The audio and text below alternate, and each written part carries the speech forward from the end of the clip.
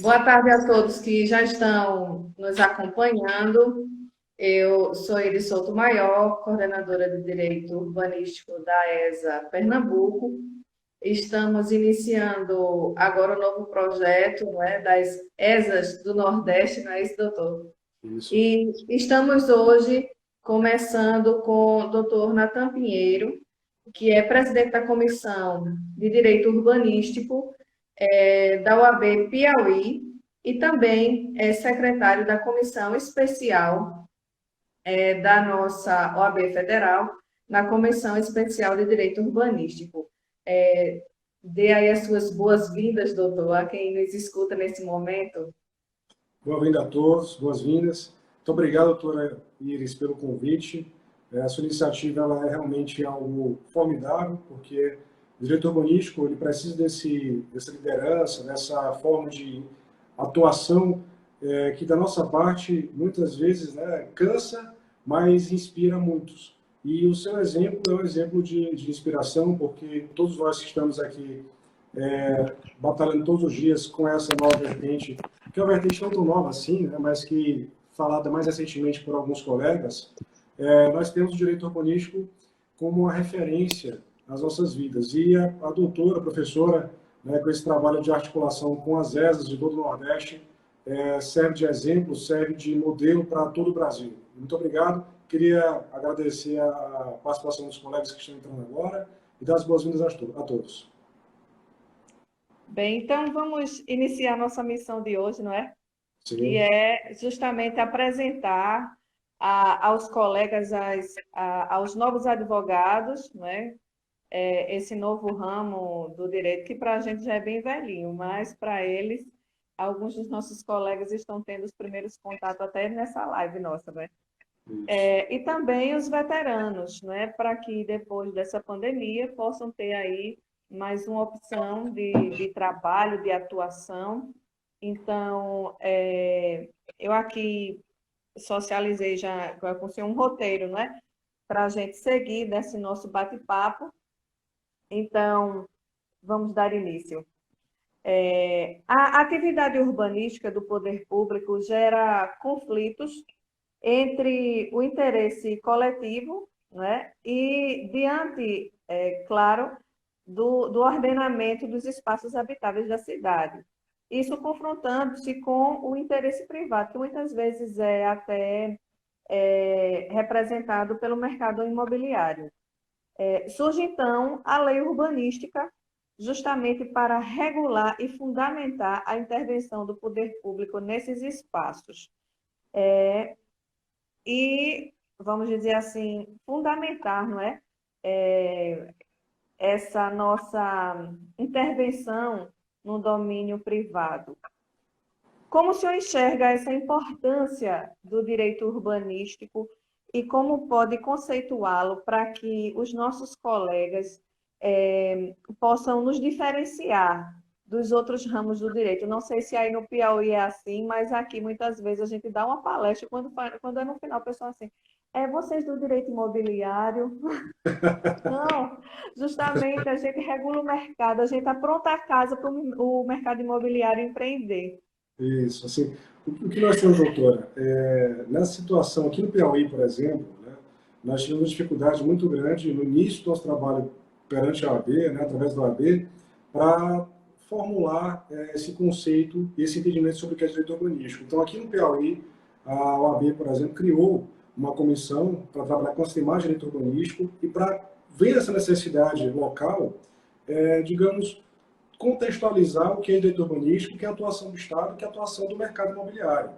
E digo e confesso que, apesar de todo esse trabalho feito há 10 anos aproximadamente, nós temos aí ainda alguns colegas que ainda não compreendem porque, de fato, o direito urbanístico, por ter várias correntes diferentes, né, formas de abordar diferentes, por ter digamos, esse leame um pouco mais extenso, por conseguir flertar com vários ramos de direito, outros, e também com atuações e perspectivas econômicas, sociais, né, de ordenamento, faz com que as pessoas interpretem como sendo um ramo do direito administrativo ou uma feição do direito imobiliário, quando na verdade o direito urbanístico ele é um ramo autônomo do direito, É fundamental que se fale isso. Ele tem princípios próprios, tem regramento próprio, tem uma ciência própria, tem o diretor urbanístico com ciência e com ordenamento, que a gente pode trabalhar assim conceitualmente falando, né? Que o diretor urbanístico ele trabalha justamente nessa perspectiva de criar, do ponto de vista científico, né, de criar essa sistematização do ordenamento para que nós possamos, diante da atividade urbanística, né, ter uma harmonia entre a atuação privada e pública. Daí a importância da nossa atuação nesse sentido, nesse segmento, para que o operador do direito ele fale a linguagem do direito urbanístico, que é diferente da linguagem essencialmente administrativista ou social, digamos assim. Existe também, por outro lado, quando se flerta também com o direito administrativo, constitucional, e tentando limitar a perspectiva do direito urbanístico sobre essa visão, nós temos outro lado que é forçar demais a barra, como se o direito urbanístico fosse somente social. Né? Ele tem um viés social muito grande, mas ele tem repercussões sociais, econômicas, ambientais, de cultura, né, como algo muito relevante para a formação da cidade, para a resiliência da cidade. E essa perspectiva, esse estudo do direito urbanístico, ele perpassa por alguns pilares. Né? E dois deles eu considero muito importantes. No caso, é a gestão democrática da cidade, que nós temos como pilar hoje em dia no Brasil, que é a participação efetiva. E o outro pilar que nós temos é o ordenamento, que está junto com o planejamento. Né? A ordenação no Brasil está ligada diretamente com o planejamento. Não se tem normas sem uma coesividade, sem uma coesão, digamos assim, dinâmica, como fala José Afonso da Silva, né? Nós não temos como se falar de direito urbanístico sem perceber que uma norma decorre da outra. Daí a importância de se entender o direito urbanístico como um ramo autônomo, que ele é, e que se distancia dessa perspectiva tão, digamos assim, errônea sobre a atuação do profissional. O direito urbanístico ele vem conquistando um espaço bem interessante no momento atual, até porque nós estamos insistindo em levantar essas bandeiras, né? Em apresentar os nossos colegas, enfim. Mas muitos dos nossos pares não conhecem, não é? Como a gente tinha falado anteriormente. Então, como os advogados que estão nos assistindo podem vislumbrar uma nova oportunidade de atuação pós-pandemia, né, já que a gente está passando esse momento de se reinventar, atuando no direito urbanístico. Então, assim, vamos começar, vamos dividir em dois, vamos dizer assim, dois viés. Primeiro, como a gente poderia vislumbrar o advogado que, por exemplo, quer atuar no mercado privado?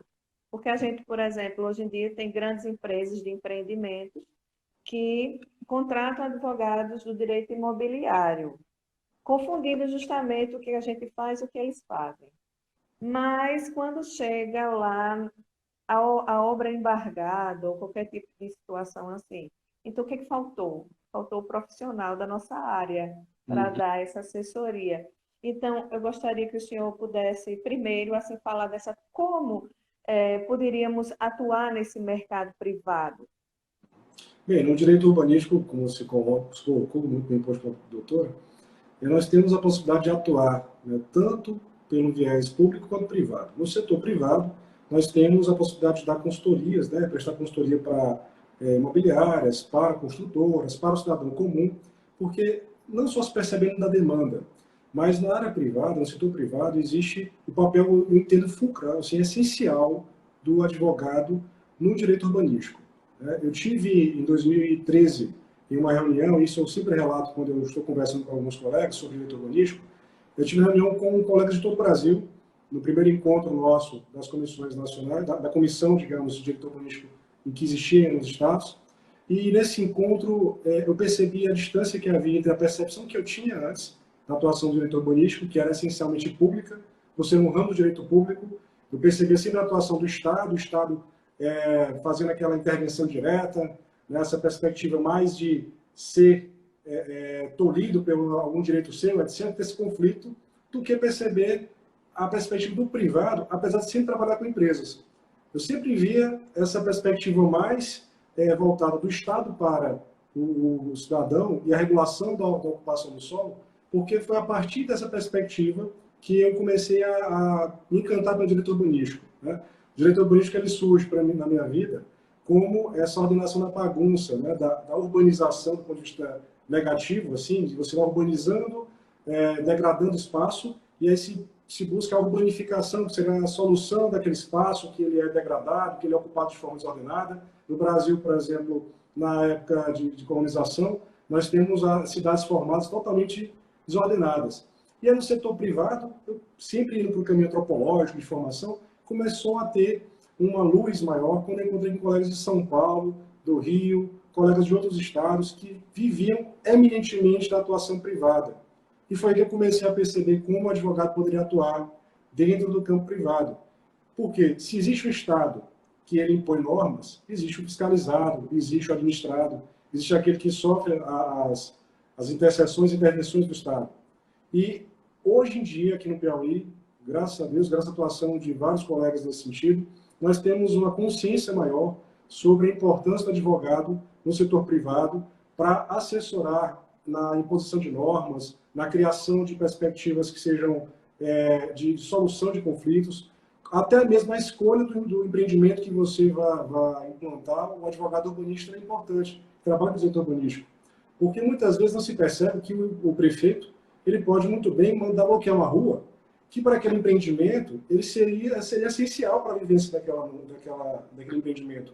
Às vezes você faz todo um planejamento estratégico de um empreendimento que pressupõe que aquela via seria peatonal, seria de pedestres, e que isso vai ter um fluxo diferenciado, e você teria uma forma de abordagem público diferenciada. De repente, por uma lei que é alterada, por um ato normativo específico, a utilização da via se torna uma utilização que é de veículos, alto tráfego, e você muda toda a sua logística de mercado. Então, essa atuação nos bastidores, de consultoria, assessoria, de previsão, de planejamento, que é a parte mais importante que eu considero do direito urbanístico, porque eu sou assim, encantado com a gestão, com o planejamento, e aí vejo no direito urbanístico onde eu possa desafogar toda essa minha ânsia de aprendizado sobre gestão, pressupõe a atuação do advogado que entenda de repercussões econômicas, sociais, das possibilidades, potencialidades de intervenção do Estado naquele viés, naquela atuação privada. Então, vamos fazer uma distinção aqui. O que seria direito urbanístico e o que é direito imobiliário, né? Primeiro, o direito urbanístico ele vai tratar, direito público, ele é um ramo autônomo e ele tem um viés da relação do homem com a terra. É diferente do direito imobiliário, que é a relação entre particulares para a exploração daquela área, que seja de natureza econômica, ou seja, é eminentemente privada a relação do imobiliário.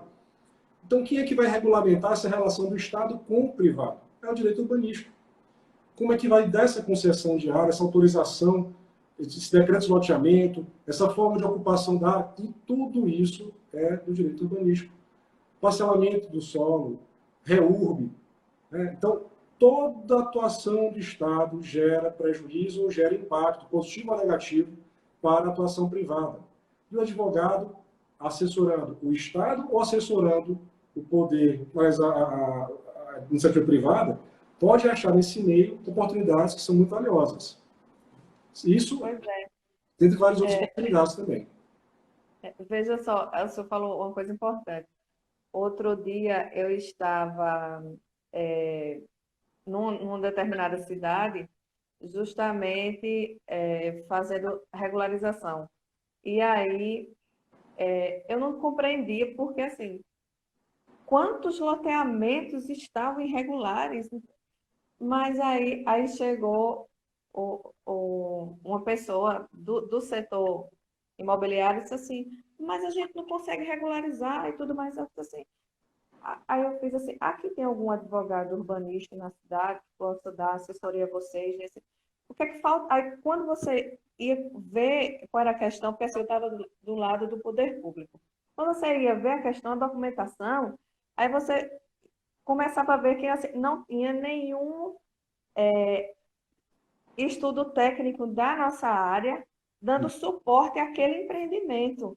Então, Sim. por isso que já estava judicializado, já estava no Ministério Público, já tinha toda uma situação porque faltou justamente essa figura, não Isso. é? Nossa, vamos dizer assim, ó, você quer empreender. Eu sempre digo assim, doutor, que é, quando a gente diz que a gente arruma casa, é porque a gente vai empreender. Olha, eu estou com essa ideia desse empreendimento. Eu acho que esse, o direito urbanístico, ele, se ele andar ao lado do direito imobiliário, nós vamos ter um sucesso de cidades sustentáveis, porque os empreendimentos, eles se adequam muito à realidade local.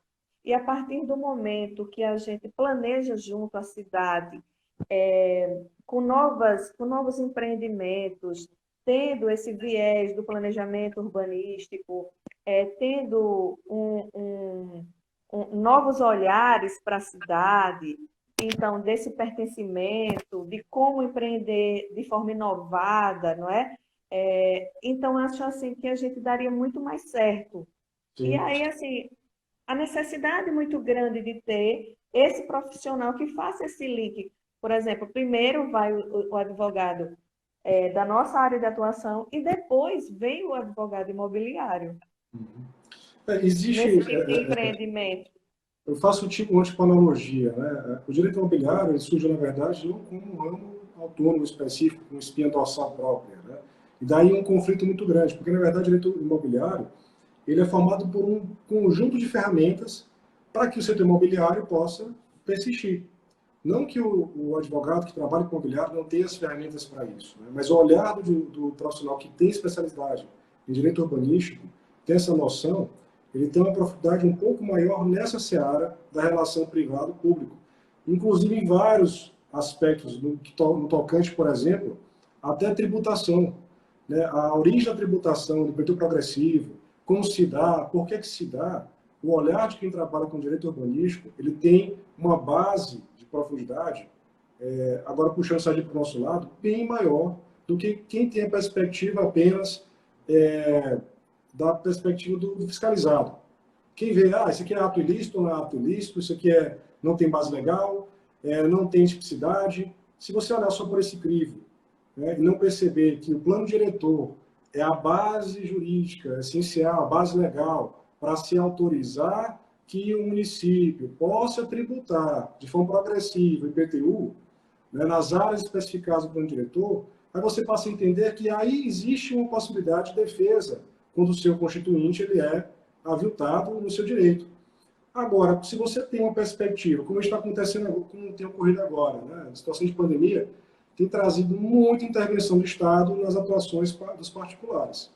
E você percebe quando o colega tem uma vivência com o direito constitucional, quando tem uma vivência com o direito trabalhista, na forma como ele aborda, por exemplo, a falta de suporte legal dos decretos editados por gestores municipais. Quem não tem uma perspectiva mais aprofundada sobre constitucionalidade, sobre relações outras com outras interfaces jurídicas, que isso, quem trabalha com direito urbanístico necessita disso, né? Nós vivemos com interface. A gente trabalha com direito tributário, com o ambiental, com o administrativo, então a gente tem que ter essa noção. Quem trabalha com direito urbanístico, por excelência, tem que ser um erudito. Tem que ser alguém que procura estudar antropologia, estudar escola de arquitetura, estudar história da arte. Tem que ser alguém que tenha formação grande, com base maior. Lógico, você vai especializar, especificar, você vai trabalhar, por exemplo, com a nuance que seja de direito econômico.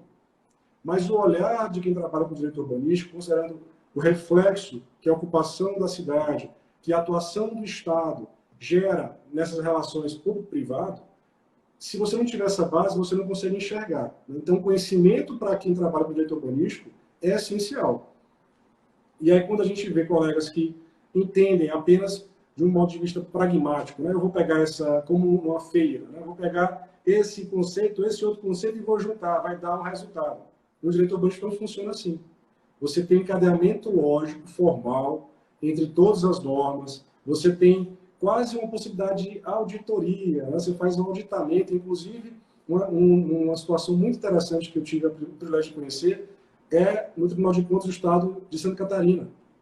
Lá você tem uma possibilidade de fiscalização, certo, da atividade cruzada entre município, entre Ministério Público e entre particular. através de uma fiscalização da atividade por auditoria. E o TCE fiscaliza o gestor público se ele está cumprindo a norma urbanística. Então, vejo como um passo muito bom, porque é a norma que permite isso. Esse encadeamento de diretrizes, né, já nasce da Constituição Federal, que prevê que União, Estados e municípios podem legislar concorrentemente sobre o direito urbanístico. E depois você passa para a competência específica do município para executar as políticas locais de direito urbanístico. Então, veja que é tudo muito encadeado, muito, há uma substituição lógica formal da norma muito clara, e que quem trabalha com o direito urbanístico, ele tem que ter esse zelo técnico. Né? E o profissional advogado que trabalha com o direito urbanístico, ele é um profissional mais elevado, considero assim. Eu tenho um respeito muito grande pelos profissionais que eu conheço e que atuam com o direito urbanístico, porque eu sei que para dominar essa área não é para qualquer um. Né? Então, na dificuldade, existe oportunidade. Não é todo mundo que estuda e que se aprofunda. Então, daí é um campo vasto. Né? A gente tem apequenado muito o direito urbanístico Brasil afora, mas é um campo vasto de oportunidades que nós temos aí que não está sendo explorado de forma nenhuma, ainda como deveria ser, pelos profissionais. A gente tem poucos profissionais atuando sobre isso. E aqui no Piauí, por exemplo, nós procuramos fazer essa interface com vários colegas, formar colegas, porque aí tem um dizer que até disse para o doutor uma vez, né? Uma andorinha só não faz verão, não adianta alguém trabalhar com exclusividade no direito urbanístico no Brasil, porque se você não tem um magistrado que tenha formação nisso, se você não tem um professor que não tem formação nisso, você vai ter um lugar vazio de profundidade técnica. O direito urbanístico possui todo um encadeamento, é a preocupação, inclusive, da Comissão Nacional de Direito Urbanístico, presidente do Antônio Libório, que levanta essa bandeira e que coloca a importância do conceito estrutural de direito urbanístico como base para a discussão no Brasil, daí a importância das comissões nacionais deixarem conteúdos ideológicos ou conteúdos mais voltados para bandeiras e sim ficar vinculado à nomenclatura de direito urbanístico para que a gente comece a entender, né, de modo uniforme no Brasil, a importância desse ramo para o direito brasileiro. Não se falaria, por exemplo, em desperdício público se o direito urbanístico fosse aplicado. Não falaria-se em direito, em direitos aviltados, de ir e vir, de propriedade, se as coisas fossem devidamente reguladas. Acontece que o cidadão que não conhece o instrumento jurídico do direito urbanístico, ele vai socorrer o advogado. E se o advogado não conhece, não tem direito, né, nenhum no mundo que resista. Então, daí a nossa importância, né, a gente faz esse meio de campo, né, a gente trabalha articulando todos os direitos materiais, a gente age meio como um processo de interligação entre esses fenômenos sociais, econômicos, que o direito urbanístico permeia. Né, não há como se dissociar. E eu vejo isso como essencial para o profissional de direito que atua no ramo privado ou no ramo público. Para tentar resguardar a função social da propriedade, né? A função social da propriedade é básica, é um conceito basilar do direito urbanístico nacional. E se nós não temos esse conceito bem trabalhado, a gente vai ter, então, a perda do objeto principal do direito urbanístico, que é entender que a função social da propriedade, ela não é aquilo que dá na telha do magistrado, também não é um bicho de sete cabeças. No direito urbanístico, inclusive, isso é bem regulamentado. Nós temos o conceito básico tratado pela doutrina, mas nós temos a definição por lei. Quem vai definir o que é função social na propriedade é a lei municipal, é o plano diretor. Os critérios para se atingir isso. Então, quando nós temos o afastamento do jurista, o afastamento judiciário desse conhecimento básico sobre o que é direito urbanístico, e quando nós temos uma torre de Babel, digamos assim, sobre os conceitos, né, do direito urbanístico, nós temos a dificuldade de realização de direitos fundamentais. Então, veja que quem opera com direito urbanístico exerce não só um trabalho, ele desempenha uma missão, ele desempenha uma função essencial ao Estado. Ele trabalha para que não haja desperdício público, para que não haja o seu cliente do setor privado seja aviltado nos seus direitos, porque o tal prefeito, o tal gestor, tal secretário impõe obrigações absurdas para ele que não tem qualquer fundamento. E quem trabalha com direito urbanístico sabe que tudo tem início, meio e fim, que existe uma finalidade da norma, né? Tem essa profundidade. Então, daí a importância que eu vejo do profissional do direito, especialmente o advogado, nesse papel de fazer essa intermediação, de trabalhar com conceitos básicos como a principal bandeira de sua carreira, inicialmente. Né? Depois a gente passa para as oportunidades. Oportunidade, no Brasil, quem faz, infelizmente, é o profissional. Não nasce a oportunidade no Brasil em árvore. Nós temos que nos motivar e quem está desenvolvendo um trabalho no Brasil para ter oportunidade é que ele está criando oportunidade. Ontem eu estava comentando com minha esposa sobre um dizer do Silvio Santos, até usando um conhecimento popular, né?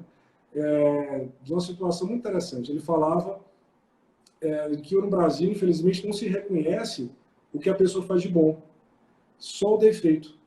Né? Aquilo que a pessoa tem, ela faz 7 coisas boas. Se ela faz 3 erradas, a pessoa só percebe aquilo que ela fez de ruim.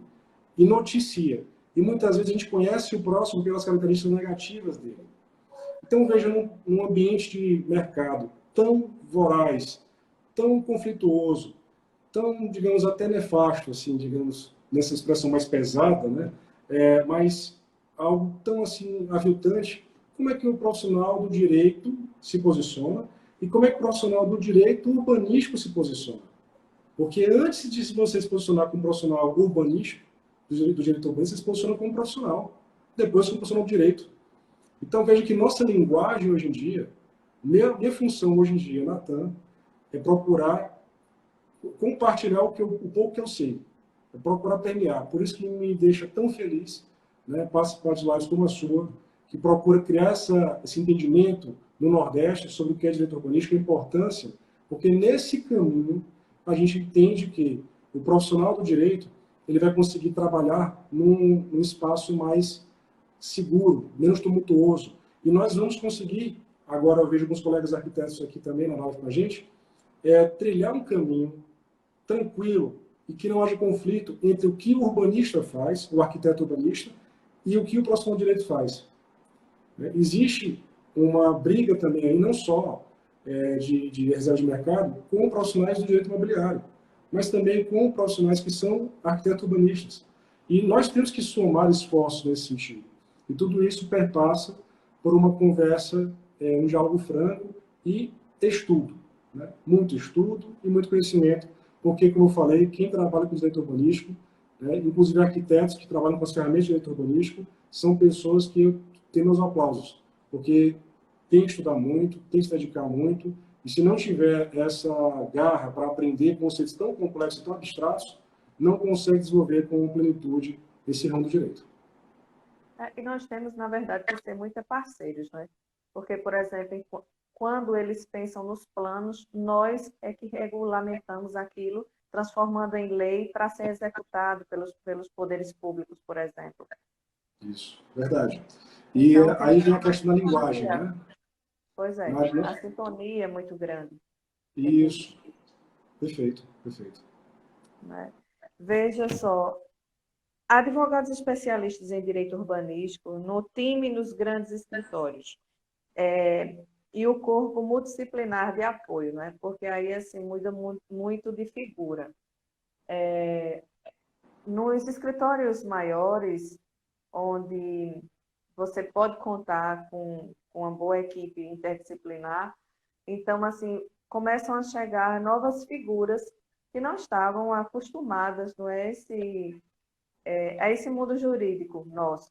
Então, por exemplo, como o senhor falou, os engenheiros, arquitetos urbanistas, os topógrafos, os engenheiros cartográficos, também os economistas, que vão nos dar um suporte incrível. Enfim, uma gama de profissionais que se juntam a nós para que a gente, dentro dessa equipe multidisciplinar, possa, vamos dizer assim, até dar nossos pareceres, construindo esse conhecimento multidisciplinar com segurança. Mas também tem o pequeno escritório, o escritório onde você está sozinho, que é a grande maioria dos nossos colegas que vivem essa realidade, que vivem essa realidade. Então, assim, que você tem que, por exemplo, diante das nossas limitações enquanto estatuto de ordem, que limitam muito vamos dizer assim, essa possibilidade interdisciplinar que se tem nos grandes escritórios. Então, você aguarda o seu cliente fazer o contato com a pessoa que vai fazer a planta, com a pessoa que vai, enfim, que vai contratando até um escritório de arquitetura, onde vai ter todos esses profissionais para depois vir para você. Isso. Então, assim, veja, é bem complexo isso para quando você está sozinho. Estar sozinho é a grande, vamos dizer assim, a grande realidade nossa aqui no Nordeste, por exemplo, não é? Nos nossos municípios, até mesmo na capital, de especialistas na nossa área trabalhando. Então, assim, como chegar a essa composição, vamos dizer assim, de maneira, falando nesses escritórios mais individuais, não é? Como a gente pode inovar, como se houver assim essas possibilidades de acontecerem, não é? Porque a gente tem que falar, os grandes escritórios já têm as equipes, mas o pequeno não. E vamos dizer, aqui em Pernambuco, de Recife a Petrolina, a gente tem um número muito reduzido de especialistas na área de direito urbanístico. Mas, em sua maioria, são pequenos, vamos dizer assim, são profissionais que dão consultoria, etc., mas são de forma individual. Até os grandes escritórios, poucos contam-se nos dedos de uma mão aqui no estado, que tem essas equipes multidisciplinares direcionadas ao direito urbanístico especificamente, por exemplo. Não sei a realidade do Piauí, como é que vocês têm aí. Então, nossos especialistas estão mais dentro dos seus próprios escritórios ou até dentro dos seus próprios escritórios com outras especialidades além dessas. Eu estou, desde algum tempo, só atuando nessa área. Então, assim, eu não pego mais nada. Mas, veja só, tem muitos colegas que não conseguem fazer isso ainda, não é? Então, assim, como é que se houver essa situação? Como é que a gente pode, vamos dizer assim, sugerir aos nossos colegas de como a gente pode inovar? O que nós temos a situação de alguns colegas que trabalham sozinhos, né, que são esses corajosos, né? De corajosos porque você tem uma perspectiva de atuação. Você pode optar trabalhar sozinho, né, com boutique, você atua, faz a consultoria, e aí mercadologicamente existe um reflexo disso, já uma dificuldade inerente a essa atuação em qualquer área, e existe aquela pessoa mais corajosa ainda que além de ser sozinho, ela opta por trabalhar num ramo que pouca gente conhece. Então, é um desafio absurdo. Primeiro é se fazer conhecer, não adianta. Né? Porque você não vai trabalhar no direito urbanístico sozinho. Seja no seu escritório, sozinho no seu escritório, você vai compor uma equipe, você vai prestar assessoria para uma empresa, para uma equipe técnica, você vai ter interface, interrelações com arquitetos urbanistas. No final das contas, não se faz direito urbanístico sozinho. Nasce relações sociais, perspectivas diferentes e complexas. O ser humano não é simples, ele é complexo. Os anseios econômicos são complexos, não são simples. Se você categorizar, até pode ficar simplificada a perspectiva.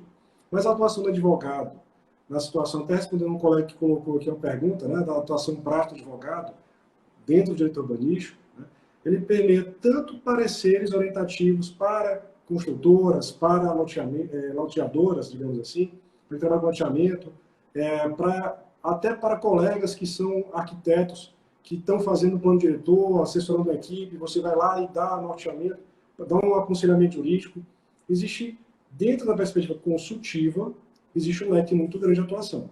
É só você entender onde o jurista é importante naquele viés.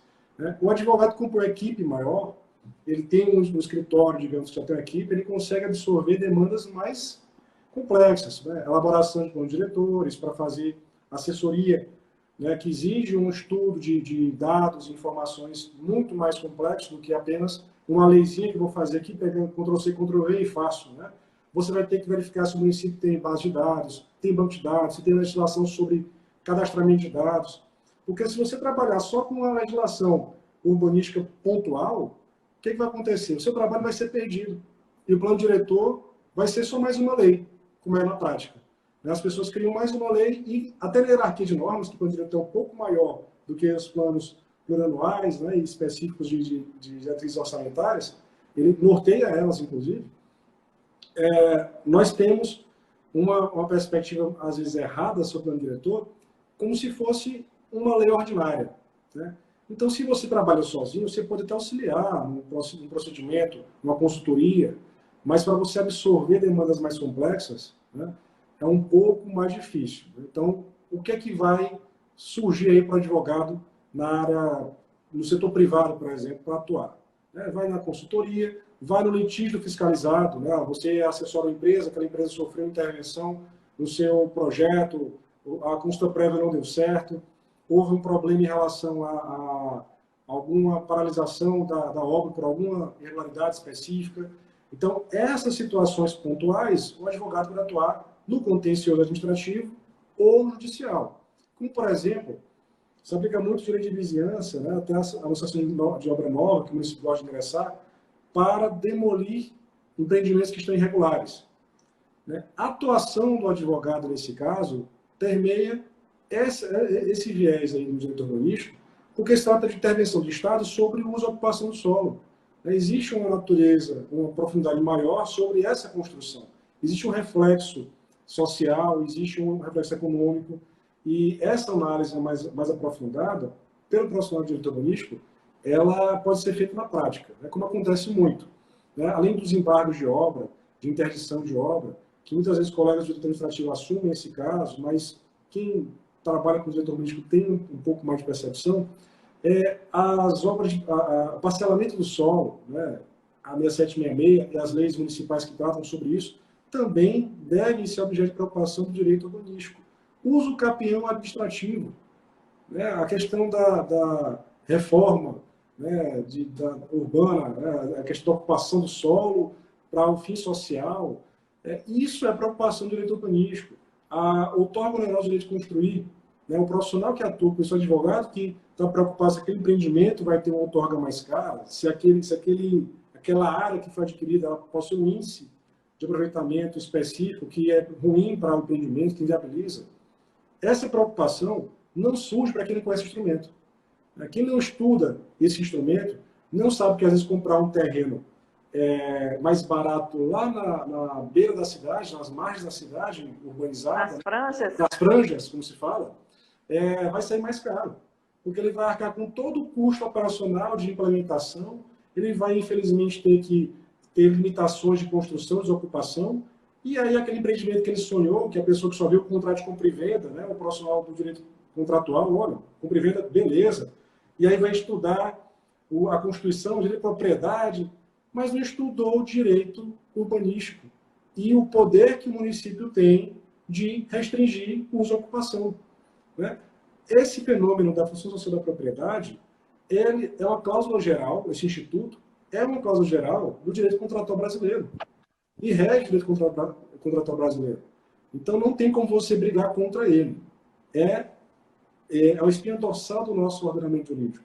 Então, ou você entende, compreende e articula por dentro essas situações para que viabilize o empreendimento, para que você não compre gato por lebre e assessore o seu cliente nessa questão, ou você vai dar, como fala no costume popular, né, vai dar murro em ponta de faca.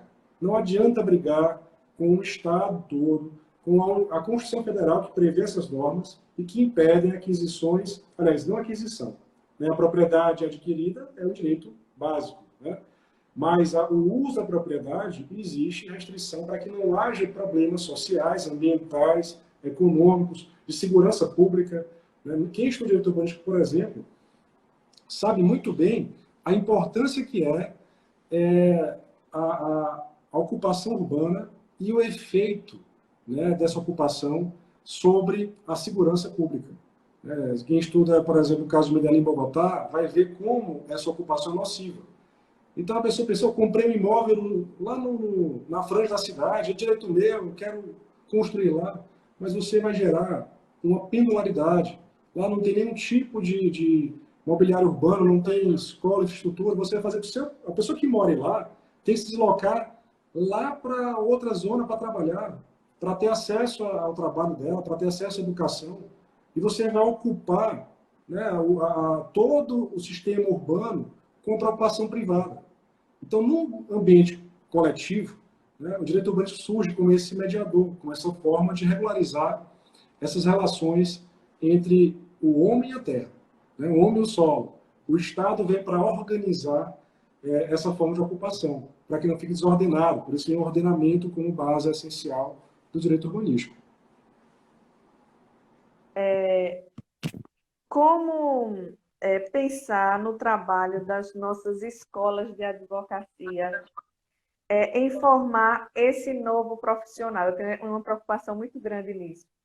É um campo atrativo para a jovem advocacia? Eu estou convencida que sim. Sim. Mas é tanto que estou na coordenação de direito.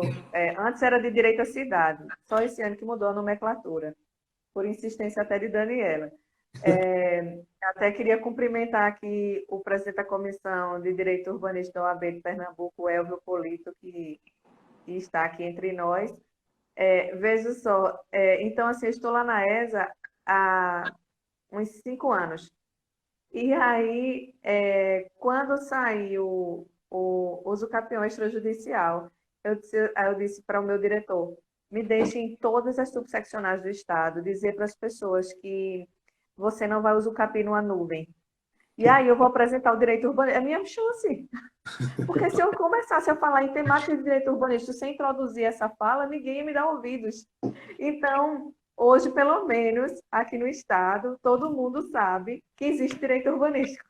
Graças ao Então, trabalho. assim, foi um trabalho formiguinha, mas interessante, não é? A partir de ver o uso campeão judicial como instrumento de regularização fundiária, como instrumento de direito urbanístico, enfim. Falar sobre plano diretor, sobre lei de uso e ocupação do solo, para depois chegar nele. Era interessantíssimo como eu desenvolvi, assim, para começar as pessoas a terem contato, né? Enfim, acho que está dando certo. Esses 5 anos, pelo menos, assim, a gente foi em todas, praticamente, só ficou faltando 2, que eu não fui. Mas aí eu digo assim, como é que você enxerga esse novo profissional, não é? Como nossas escolas podem formar esse novo profissional? Não sei aí no Piauí, mas aqui a gente já teve 2 iniciativas para ter uma turma de direito urbanístico, até uma universidade pública, e depois a gente colocou numa universidade privada. A gente não teve pessoas suficientes para abrir a turma. E assim, quando a gente ia lá para a lista, tinha mais arquitetos do que advogados. Veja que como é que está sendo aí no Piauí? O que é que o senhor acha desse novo profissional? É um campo atrativo para a jovem advocacia, enfim. É um ramo muito atrativo para a jovem advocacia. Eu acho que nós temos aqui uma oportunidade muito grande, esse trabalho que a doutora está fazendo é de suma importância para despertar no jovem advogado, no profissional que está iniciando sua carreira profissional, e até quem já está há mais tempo, estudar esse ramo, porque existe uma escassez de profissionais especializados, existe vários nichos de atuação, não existe concorrência no direito urbanístico, porque é tão vasto o que pode ser feito. Existe uma natureza na advocacia, por exemplo, que é o aspecto humano. Às vezes, eu prefiro falar com fulano do que com Beltrano. Então, não existe essa questão de concorrência. Às vezes, eu prefiro a abordagem do indivíduo que fala assim, que aborda de tal forma, a corrente dele é essa. Não existe essa concorrência que as pessoas querem ter exclusividade, só eu falo direito urbanístico. E aqui no Piauí, com essa mentalidade, nós criamos, graças a Deus, graças ao esforço de várias pessoas ao longo desses anos, e agora na gestão do Dr. Celso e do Dr. Aurélio Lobão, da ESA Piauí, nós conseguimos, graças a esse esforço todo, graças a toda essa convergência de esforços de vários membros de comissão, que já aconteceu ao longo de 8 anos, nós conseguimos ter a primeira turma, né? Agora está em formação a turma, já iniciaram suas aulas, né? E nós temos hoje em dia uma turma, uma pós de gestão, direito municipal, urbanística e gestão pública. Por que essa nomenclatura? Né? Porque não só direito urbanístico, justamente por esse enfrentamento que a gente tem ainda sobre a nomenclatura afastar o público.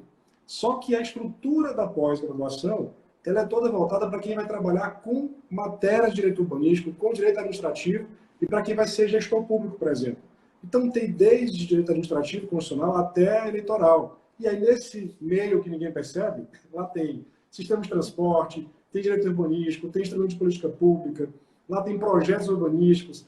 Ou seja, quem sair dessa pós vai ter uma formação assim, muito boa. Então, a gente vendeu, digamos assim, uma situação muito boa e conseguiu um resultado muito maior. As pessoas agora estão empolgadas com a pós, graças a Deus tem pessoas participando, dando aula, como o professor Dani Libório, né, o professor Fernando Couto, são nomes muito fortes que estão aí ministrando no direito urbanístico brasileiro, né, que estão ministrando aula nessa pós-graduação. E tem mais novidades, não vou falar ainda, tem outros professores que a gente vai convidar. Eu estou estudando trazer um professor de fora, não trazer mais porque a gente está na pandemia, né? Mas existe um professor fora do Brasil, né, que fala sobre o tema, fala sobre essa confluência de tributação e direito urbanístico, e que eu quero trazer para a nossa pós-graduação para uma aula com esses nossos alunos. Então, o tempo todo a gente está pensando em inovar nesse sentido, porque eu vou ter colegas atuando comigo, né, e vão poder me auxiliar nesse trabalho, porque trabalhar sozinho nessa temática é muito difícil. Então, a formação do profissional de direito em direito urbanístico é um trabalho essencial que nós temos que desenvolver a todo custo. Nós temos que realmente criar esse discurso e temos que ter essa atuação, porque a gente já perdeu muito no Brasil, muito no Brasil. A memória do Brasil não existe.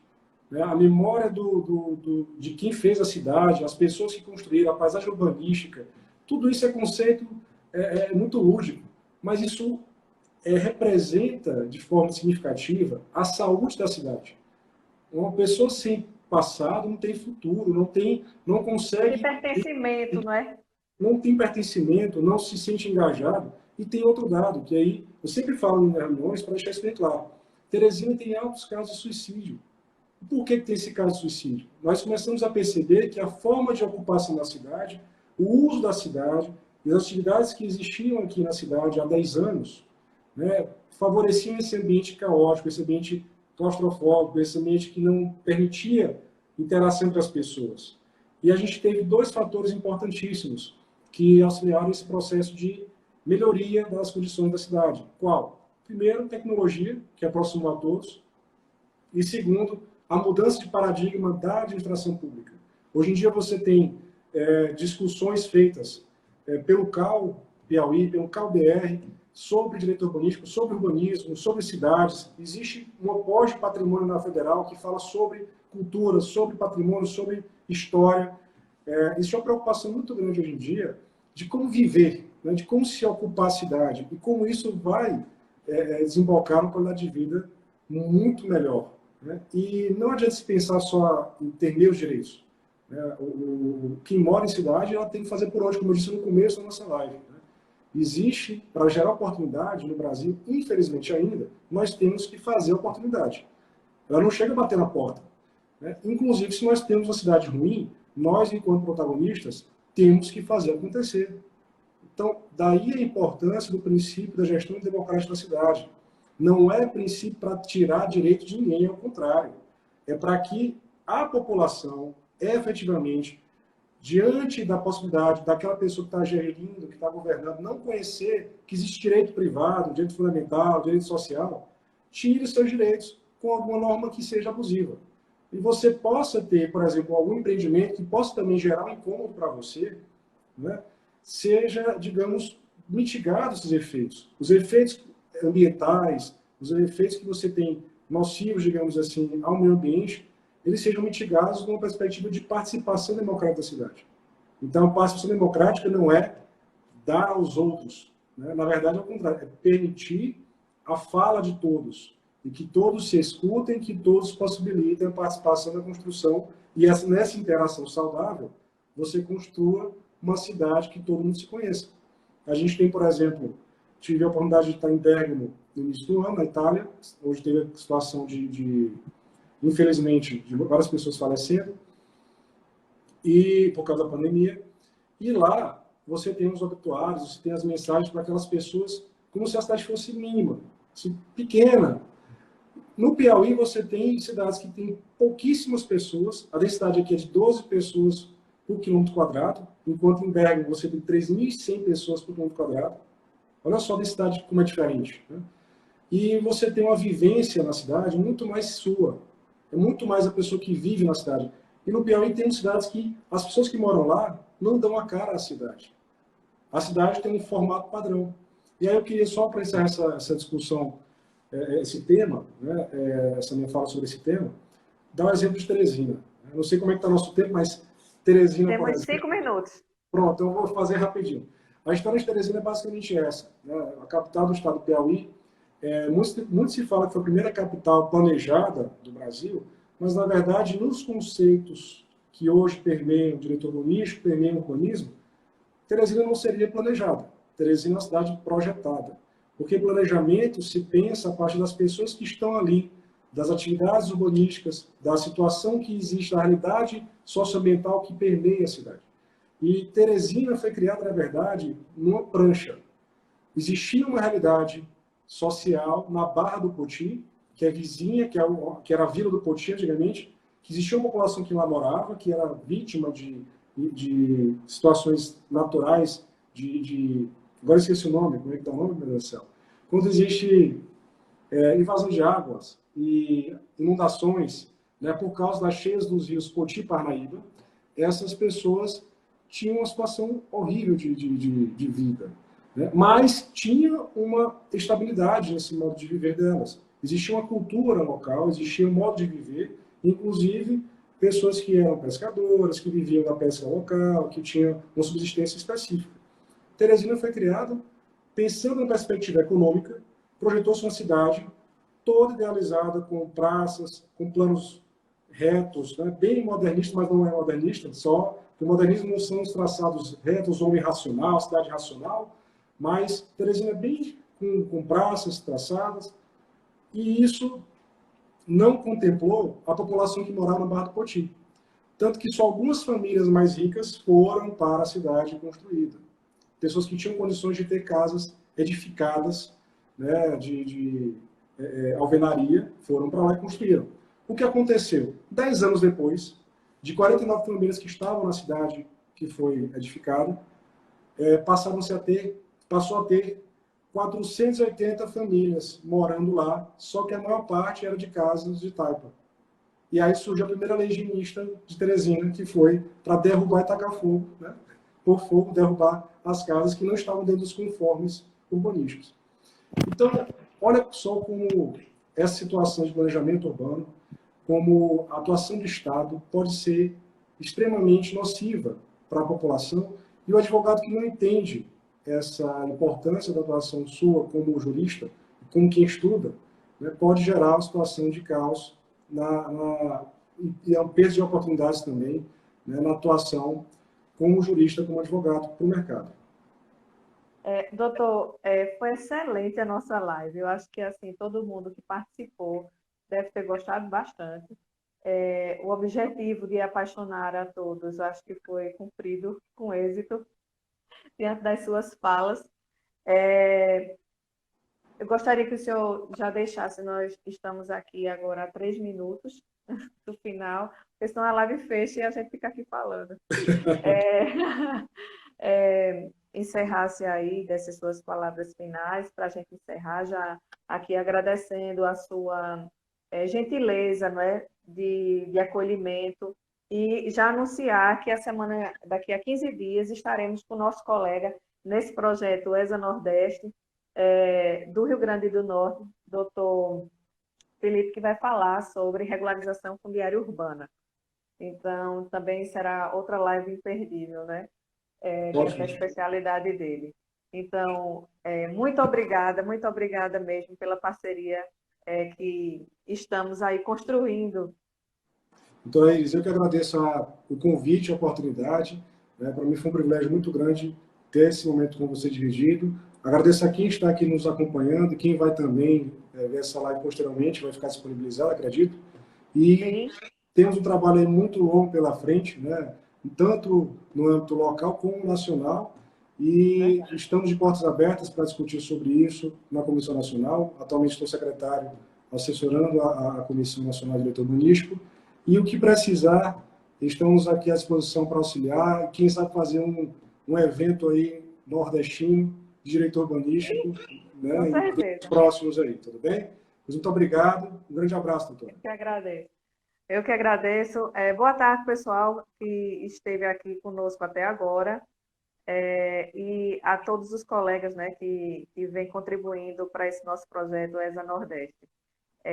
Até daqui a 15 dias, com mais uma live sobre, agora, daqui a 15 dias, sobre regularização fundiária urbana. Até mais, minha gente. Obrigada, doutor. Tchau. Até mais.